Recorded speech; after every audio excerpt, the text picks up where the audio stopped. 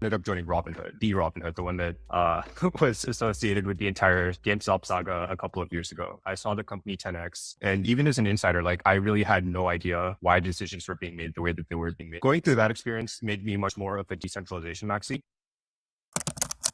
Hey everybody, welcome back to the next episode of the Flipside Show. Today we've got Jay Jog from Say Network. Jay, how you doing? Doing great. Thanks for having me on, guys. Thanks for joining us. And today our co-host is GJ. GJ, how you doing? Tall and handsome. As always. So typically we start these interviews off with a quick segment from ChatGPT. I provided ChatGPT a prompt asking it to introduce Jay Jog of Say Network using only metaphor. Jay, if you want to refute any of this intro, maybe give your own, we'll see how you feel about it. I'm excited for this. So its response says, imagine a world where each individual is a unique star in a constellation, shining bright with their own talents and skills. What happens when these stars are disconnected and the light remains scattered and disorganized? Enter Jay Jog, the founder of Say Network. He sees potential in connecting these stars to create a galaxy of innovation and collaboration. It's like a cosmic conductor, organizing and orchestrating the movement of ideas and knowledge to create something greater than the sum of its parts. And with Say Network, Jayendra is like a blacksmith, forging connections between individuals and businesses and shaping them into a community of bright, fiery sparks. Jay, how do you feel about that? That was poetic. That was beautiful. And I mean, honestly, that was spot on. I don't think I need to do any kind of intro after that. What if I told you that Aaron actually was the one who wrote that and just got ChatGPT? You could be a full-time poet. That was beautiful. I feel very vulnerable sharing my art like that, but ChatGPT is going to put me out of a job, I tell you what. But yeah, is there anything about your background you want to add? Anything that you think people should know about you before we really dig in? Yeah. So my background is I studied computer science at UCLA, and I got into crypto back in 2017 originally. At that time, my roommate, he was starting a crypto company. So we worked on a couple of different projects together. Afterwards, I ended up joining Robinhood, the one that was associated with the entire GameStop saga a couple of years ago. Spent almost 4 years at Robinhood. I saw the company 10x, and I was in engineering lead when the entire saga happened. That was absolutely crazy. And I think Robinhood did a very poor job of handling that, all things considered. Just randomly turning off bias from a user perspective without really giving any justification for why is completely unacceptable. And even as an insider, like I really had no idea why decisions were being made the way that they were being made. And it's just incredibly demoralizing, right? You put your reputation on the line to join a place like Robinhood, and it just feels incredibly bad when management is keeping you in the dark. My friends just open up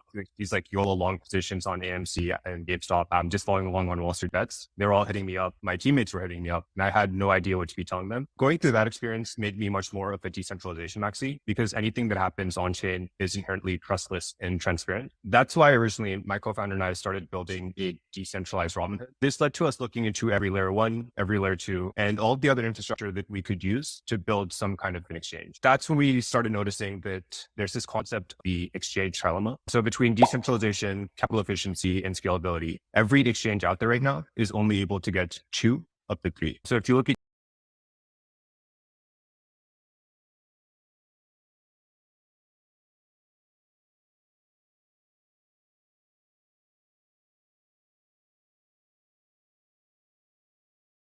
Uniswap V2, it gets decentralization and scalability, but not capital efficiency. Binance gets capital efficiency and scalability, but not decentralization. And we don't really think the solution here is to keep iterating on exchange mechanisms. Instead, we think that doing a complete rewrite of the underlying infrastructure is how we can really foster innovation. That's how innovation generally works. There's this concept of application infrastructure cycles, which is that initially there's some new infrastructure that gets created. This leads to new types of applications that are facilitated. Afterwards, you need more specialized infrastructure for these applications. One example of this would be with databases. You started off with infrastructure like Oracle getting created. This then led to all the Web 1 and Web 2 applications that we use today. But now we're starting to see more specialized infrastructure like Databricks Warehouse getting created for AI and ML use cases. We think it's going to be identical with blockchains. We started off with Ethereum. Then we saw an explosion in decentralized applications. I would say that out of the existing applications out there right now, exchanges are the one kind of category with very, very clear product market fit. Now we're going to need more specialized infrastructure getting created to help exchanges scale. That's exactly what we're doing from Say's side. We're building the best infrastructure for exchanges. And if we succeed, then the decentralized exchange experience will be identical to that of the centralized exchange experience. And from what I understand, Say Network was designed to be non-competitional with the people building on it. So you're building the infrastructure for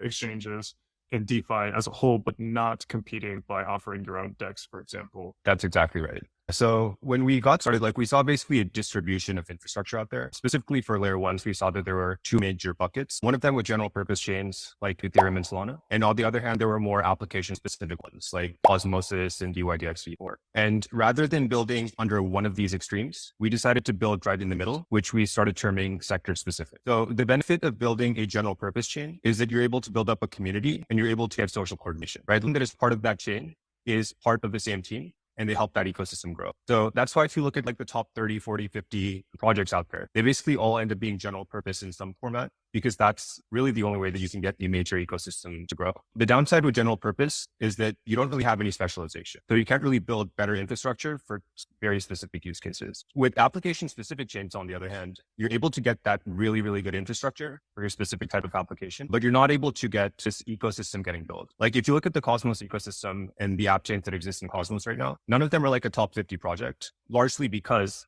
it's really hard to get a lot of different projects to build an ecosystem where you're building the core application of that ecosystem yourself. And that's why we decided to go sector specific. You can think of it like a general purpose chain with infrastructure that is built, that is specialized for trading. And we're also not building any applications ourselves. And this lends itself to having credible neutrality for the ecosystem. Because when an exchange decides where they want to build, they can go to state where they will not be competing against the underlying layer one, or they can go to more of an application specific chain, in which case they would have to compete against the core application of that ecosystem, which strategically doesn't make much sense. So yeah, that's the approach that we decided to take. And I would say that overall, it definitely has been a very good approach in terms of helping grow out the ecosystem. At this point, there's over 120 projects that have committed to building on This credible neutrality piece does make it much easier for exchanges to feel comfortable building in a new ecosystem and not really be worried about having to compete against the ecosystem itself. It sounds really liberating ultimately for builders. What's the thesis behind having a layer one rather than a layer two for a sector specific chain? And to dig in a little bit further on that, I'm sure the question that you get asked in every meeting, Ethereum, right? The 800-pound gorilla, we have Optimism, we have Arbitrum. Then on the other side, the narrative is, oh, look how fast performant Solana is. Look how fast near with the charting is.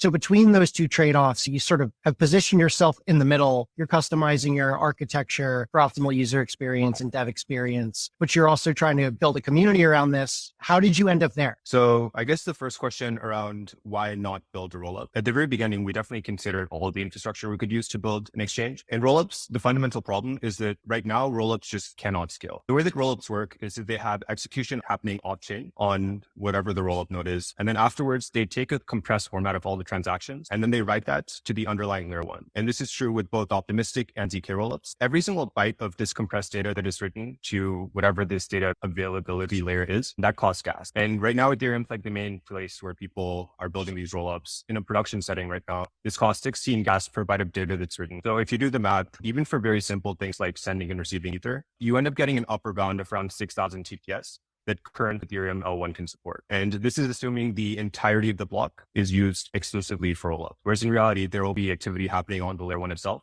that will be competing for block space with these rollups, right? Like there'll be Blur and OpenSea and Uniswap. They're all contributing to block space demand. So we don't actually think this is going to get any better with proto-dank sharding either.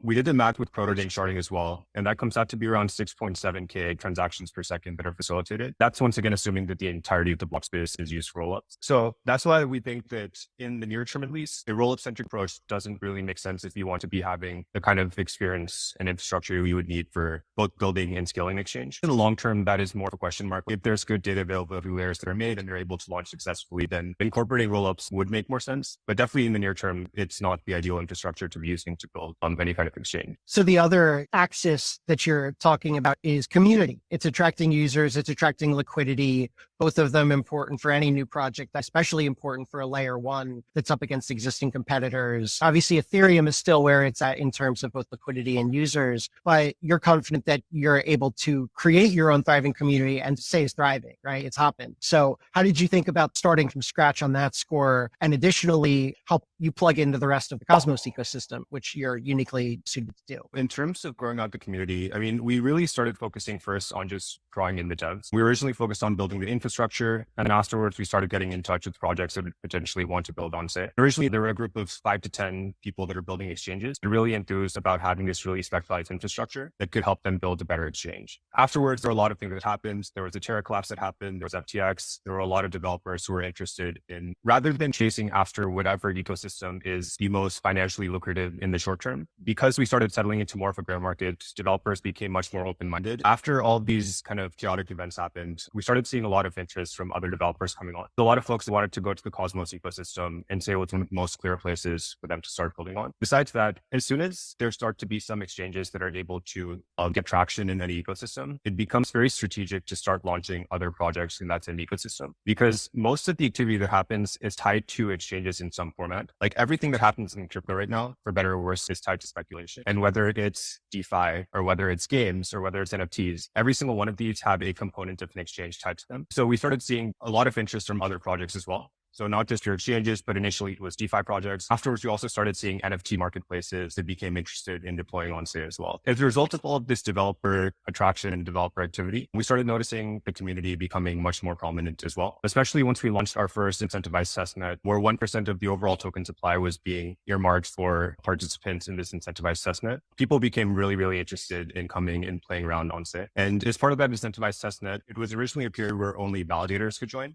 So people that are already very sophisticated and very familiar with the Cosmos technology stack. In terms of the community metrics, we have almost 150K Twitter followers. We have over 200K folks on Discord. And we also have a fully community-led program called Atlantis. So this has over 2,300 folks that are Atlantis ambassadors. They're organizing events and essentially spreading the word about it. We're planning to launch around early Q2 of this year. So probably April, May timeframe. Can you talk a little bit more to what's being built on Say? And specifically, I'm curious about the range of diversity in a sector-specific ecosystem. What sorts of projects are developing now, and what do you see in the future?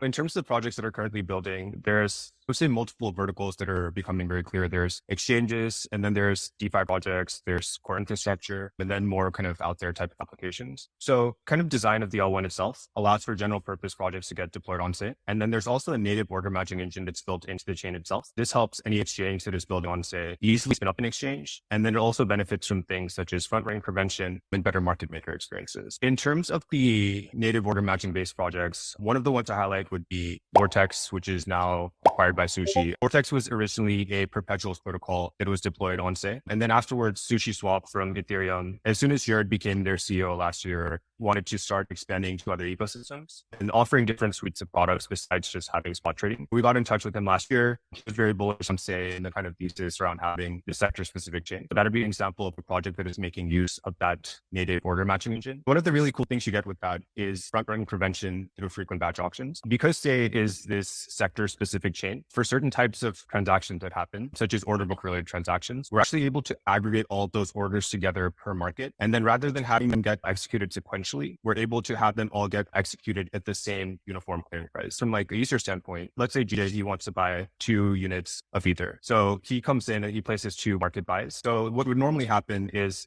the first one would get filled at 1,500. The second one would get filled at 1,510. In the case of Say, the way that frequent batch auctions work is that both of those market orders would get filled at the exact same price, which would be the average between 1,500 and 1,510. So 1,505 for each of those. And whoever placed the limit orders, they would be getting the 1,500 and the 1,510 that they had previously specified. So the dynamic that this results in is that people who are making the markets, they continue getting the exact price that they had specified. Takers end up getting a more fair price that is uniform within the block. Even what I saw happening at Robinhood, that's one thing that I definitely understand, at least from a perception standpoint, very important to people. It definitely is a nice to have from a user standpoint, and it does help prevent MEV, which is just fundamentally something that we want to prevent if it's negative MEV. So that was one thing that the native order matching engine in Say helps with. One of the other things that it's helpful for is improving the market making experience through order batching. So in most other ecosystems, if you want to update 50 separate exchanges, you'd be submitting 50 separate transactions, paying gas costs on each of them, and then placing those transactions. In the case of Say, you could submit just one transaction as a market maker, pay gas costs on one of them. You can include all of the separate orders that you're placing inside of that transaction, and the chain itself will be able to route those orders to the correct exchanges and then have those get filled appropriately. So that helps decrease gas costs for market makers and just make things simpler overall. Because there's this native order matching engine, you can actually create middleware as well. So one example of that would be Cargo. Cargo is prediction markets middleware. And the way that it works is rather than having one team that is building infrastructure for prediction markets in India, in the US and UK, it makes more sense for there to be geographic geographically specialized teams. So what this means is that Cargo would just build a middleware, and then a team from India would offer prediction markets on cricket. A team from the UK would offer prediction markets on football. A team from the US would offer prediction markets on American football. So this allows for more geographic specialization, which the native order matching engine makes it much easier to support. One of the more interesting projects that we've seen coming up on Say is the Nitro. Nitro is purely infrastructure. Nitro is a Solana VM-based rollup that is using Say for settlement and data availability. A simple mental model would be like Arbitrum, except instead of running the EVM, it's running Solana's runtime. And instead of writing to Ethereum, it's writing to Say. And what we were originally noticing from like the Say lab side is that there were a lot of Solana teams that were interested in launching instances in Cosmos because Cosmos is one of the biggest ecosystems out there. They just didn't want to rewrite all of their smart contracts in Cosmos because that would take developer time. That would also have auditing costs. So it just ends up being a very time consuming process, but they were interested in coming to Cosmos. So when Nitro decided that they wanted to release this rollup from a Say lab side, we were extremely excited. And yeah, it's just been super cool to see Nitro growing from the community standpoint as well.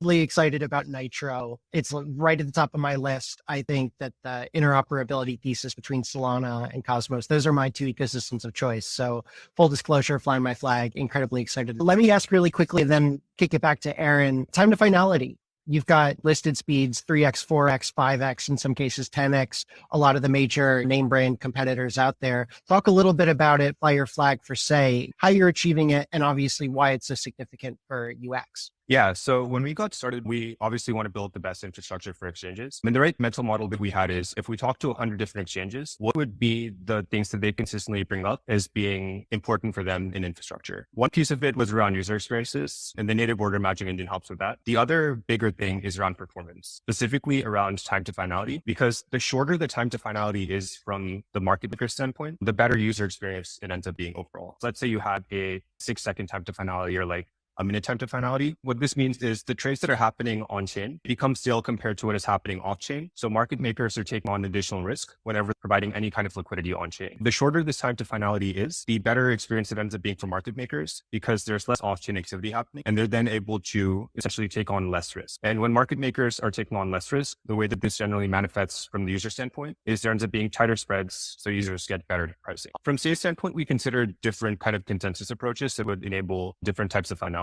One approach that is very common is multi-slot finality. For example, with Ethereum, a block is added to the chain, but it's not finalized until more blocks are added. Then it's possible for some kind of reorg to happen. If the market maker had a transaction getting included, it's possible that after the reorg happens, your transaction might get dropped. This becomes really messy with multi-slot finality because as a market maker, you might place a trade on chain and then you might hedge that position off chain. And then suddenly reorg might happen. And then your position on chain might just no longer be there anymore. So then you're just left holding this off chain position, which results in you losing money. With multi-slot finality, market makers have greater risk, and then that results in wider spreads because they have to take on that additional risk. In Say's case, we're making use of Tendermint, or the core consensus algorithm. Tendermint is instant finality. Because of that approach, there's not really this concept of reorg that can actually happen. The market maker experience ends up being a lot better. The other piece of it is just the pure time it takes for something to get finalized. In Say's case, we basically took Tendermint and Cosmos, and we worked with the teams that were behind that. So we worked with Daki, who's one of our advisors. We worked with Marco, who's the product lead for the Cosmos SDK, to essentially push them to their absolute limit. So at this point, what we've observed internally is around 300 millisecond time to finality at the lower bound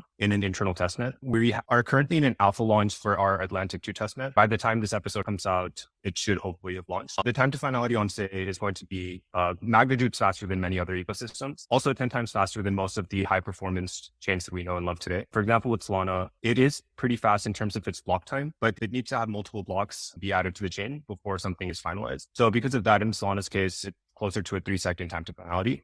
So even compared to that, it ends up being roughly 10x faster. So that's one of the biggest things we've been focusing on. And even in the future, that's one of the things we're going to be consistently thinking about. Like, how can we make that process even faster to just enable better user experiences for both market makers and the end retail user as well? Kind of a pivot from this discussion. I'm curious your opinion of Ethereum in the future in a world where Say has sort of accomplished this sector specific chain that from what you've been describing, it's clear that taking a harder look at DeFi and DEX infrastructure, the financial exchange mechanisms that we're currently building, Say becomes much more efficient and capable of creating progress in that space because it's focused and it's bringing together builders along a singular direction, right? Whereas ETH starts to feel in relation to that maybe a bit too big. It's not able to as efficiently attack problems, even if it is trying to solve pretty much everything in the space, right? Ethereum is trying to be the everything chain and has largely succeeded so far, but you start to wonder if that's maybe the most effective route, right? So what's the role of Ethereum going forward, in your opinion? Yeah, just based off the current defined roadmap for Ethereum and the way that it seems to be moving, it seems like it will become a settlement layer for rollups. I think that with Dank sharding especially, it becomes much more of a realistic scenario for it to support better experiences for rollups. With that being said, I don't think Ethereum as an L1 is going to be directly competitive with any kind of sector-specific chain, because sector-specific infrastructure is just going to be better than a general purpose L1. I do think it becomes more interesting with comparing the rollups that are built on top of Ethereum versus something like Say, which is more of a sector-specific approach. I do think that with the rollup, you can build some kind of sector-specific rollup as well, right? Like there's already discussions around roll apps. You can take that and just add in more specialized infrastructure for exchanges. Right now, it just fundamentally does not scale. I think in the future, that could become one of the approaches that is taken. From our side, a couple of thoughts around that. The first is that we're not opposed to incorporating rollups into our design. Like we just want to build the best possible infrastructure for exchanges. And if rollups are somehow better than what we're currently using, we're definitely open to that. With that being said, we do think that exchanges have very strong network effects. So going to market early results in very strong compounding effects, which is why the approach that we're taking right now is to focus on going to market and just make sure that we're offering the best infrastructure right now, and then helping draw in liquidity, helping draw in users. And then afterwards, even if a rollup does launch, that is, let's say it's just built as rollup on Ethereum, it's still extremely difficult for that to actually catch up if it's launching like 2 or 3 years later. And at that point, Say has already gotten significant market share. I heard a lot of concern in your intro and then as well as in what you just said for the user on the end of the protocols. As you were mentioning Robinhood at the beginning, you talked about how unfair certain behaviors were to the users. I'm curious about how Say prioritizes the user in building sort of these protocols that are at the end of the day geared towards DeFi developers. But how do you see that sort of trickling down into the user experience in crypto as a whole? Yeah. So when we think about the infrastructure that we want to build, we are definitely taking a very strong user first approach. So whenever there's a trade-off that we can make between different segments or different groups of people that would be interacting on an exchange, we essentially always pick the user. One example of this would be with frequent batch auctions. There's actually different mechanisms you can use to have a frequent batch auction. In the paper that Eric Budish recently put out, where he described the mechanics for what a frequent batch auction could look like, he describes an approach which is more market maker friendly. So people that are placing limit orders, they would get the best possible fill. In terms of the actual mechanics, wherever you end up having the overlap, that's the price that is taken rather than having the average price. The average price ends up being better for makers, which is why after doing some thinking from our side, we decided to go with this average uniform clearing price, rather than just look at the price where everything clears and then accepting that. So that would be one example. In terms of the native order matching engine, once again, the ordering in which things happen is first there's cancellation, and afterwards all limit orders are added to the order book. And then rather than having limit orders get filled initially, we have market orders get filled, which results in whoever is placing the market orders, which ideally would be retail users rather than being institutions, they'll end up getting a better price than the folks that are placing limit orders. So there's a lot of these things that we've done that enable better retail and user experiences. Because at the end of the day, like market makers and like sophisticated players, the biggest thing that they care about is providing liquidity in ecosystems where there's natural retail activity happening. So as long as the infrastructure is built in a way where exchanges can scale and retail is able to get involved, more sophisticated users will come naturally anyway. Our overarching methodology around this is to focus on the users first. And then if we can also enable a better market maker experience, then we should do that second. That's so cool. I love that design philosophy. It's been 5 years in product. That's awesome to hear. Yeah, thank you, sir. In terms of like the groups of folks that we're going to see originally come to Say, we anticipate that there'll be 3 segments of users. When we originally launched on mainnet, we anticipate that there'll be more crypto native, sophisticated traders coming on. The second group of folks coming on would be more retail focused users. And only after those retail users are there will we start seeing more institutional participants getting involved on chain. So let's talk about where things are a year from now. You've had the degens, myself included, piling in. You've had sort of the second wave as awareness has spread. You're appealing to a wider audience. We'll just say May of 2024. Where is Say and how did you get there? Yeah. So Say's vision is to be the primary place where any kind of digital asset is traded. The steps you described of like actually drawing in retail users and actually having institutions come on as well.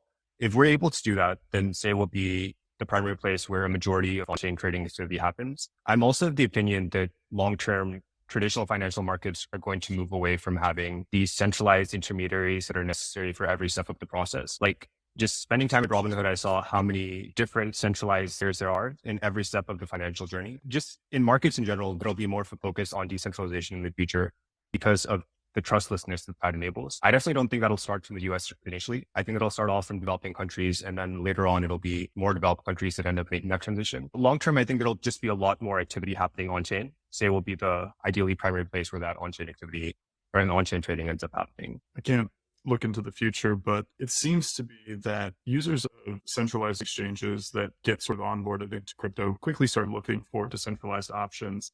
And with Coinbase rolling out Base, that was a really exciting development for onboarding into the space. And I'm curious to see how that might end up feeding, say, as it matures and we get sort of a flood of new users who then start to look for decentralized routes as they get sort of onboarded into other blockchains. It's an exciting future full of potential, seems like, per se. Yeah. I definitely think that it ends up being extremely positive whenever any centralized institution that does things on chain, like that just ends up being positive, even if it's a roll-up getting built or even if it's like a new chain that is like a centralized chain that is launching, because any innovation just ends up being like positive for the ecosystem overall. So I definitely don't think it's a zero-sum thing when, for example, Coinbase comes on. Long term, that ends up being very beneficial for crypto. And I definitely do think from today's standpoint, we want to be offering the best possible infrastructure for exchanges. We want to see some killer apps getting deployed on Say. From there, if there's more users coming on through Coinbase, they'll naturally be attracted to the way that they were to previous ecosystems during the bull cycle. For example, like Avalanche, Chero were both ecosystems that had killer applications that were able to draw in a lot of retail demand. So that's definitely the way that we think about it. We have one more segment we like to do, if you're willing to play a little game with us. Of course, yeah. It's called Based or Bust. We will read off a list of sort of rapid fire opinionated statements about crypto, about the world. And it's your job to gut reaction, either based if you agree with the statement or bust if you disagree. You're free to elaborate. You also don't have to. You can leave it vague if you'd like to. And GJ, if you have any questions at any point that you want to add into this, you're more than welcome to. But yeah, let's get started. You ready for some Based or Bust? Yeah, let's do it. All right. Controversial statement number 1. ETH is the dial-up of crypto. Based. The 5-second rule for dropping food is 100% true. Bust. Privacy and anonymity are a critical feature for DeFi. I think that I have much more of a middle viewpoint on this. So I'll go with bust rather than strongly agreeing with that. Decentralized exchanges are a necessary evil. Definitely right now they are. So based. Stablecoins are in desperate need of decentralized innovation. Based. Real-world assets and NFTs deserve dedicated markets in crypto exchanges. Based. Crypto needs much more regulation. I think it's inevitable. And I think, so I'll go with based. I think that any industry matures, there ends up being more need for regulation to protect consumers. And I think regulation does lead to that industry just becoming more accessible by the masses. So I think long-term that will end up being positive for crypto. Based. Good. SoCal is better than NorCal. Bust. Now I spent 4 years in college down there, so I definitely disagree with SoCal. And I'm from SoCal. California has the best Mexican food in the US. I'll go with based. I don't have too much experience outside of California for what it's worth. I spent 2 years in San Diego, but I've been to all 50 states and had Mexican in most of them. Absolutely 100% based. GIF is pronounced GIF and not GIF. I go GIF. The customer is always right / the user is always right. Based. We've hit the high watermark for the NFT ecosystems. Bust. We won't see another decentralized stablecoin gain widespread adoption. Oh yeah, definitely bust over there. I think that like everything that we're seeing happening with decentralized stablecoins, for example, Paxos and BUSD, I think that's going to push more innovation for decentralized stablecoins. I don't think that a decentralized algorithmic stablecoin that is like just 0% back will take on, but I do think some flavor of decentralized stablecoin is going to be inevitable in the future. My last question in the flavor of based or bust, but you can take a little bit longer to answer. The successful ecosystems of the next 5 years will accomplish what? I think that the ecosystems that'll be successful will either cater to some critical need that people have, or it'll cater to some kind of, I guess, vice that people have. So around critical needs, like a lot of the adoption that we're seeing happening in crypto is tied to payments, specifically being able to use some kind of crypto asset for payments in a developing country where like the financial infrastructure is not doing very well for some kind of cross-border transactions. And I think in the future, there might be more focus on trustlessness in different variants that'll result in more critical actual usage. Besides that, I think it'll be tied to some kind of social or some kind of speculative nature. That'll lead to a lot more adoption happening on chain as well. Very based. Thank you for playing the Based or Bust. I think that was a great segment. That was a good one. Yeah, appreciate this, guys. Yeah. So we typically round out the show with a little bit of a shill segment. Basically, it's a chance for you to share whatever message you'd like to share. So go ahead and let the good people know anything you'd like to. Yeah. So we're going to be launching on mainnet early Q2 of this year. For anyone that wants to learn more about Say, get more engaged, we have our Twitter handle, Say Network, has Linktree over there so you can follow along, join the Discord, and get involved with the Say community ahead of mainnet. We also currently have an incentivized testing period going on. So 1% of the overall token supply will be given out as awards for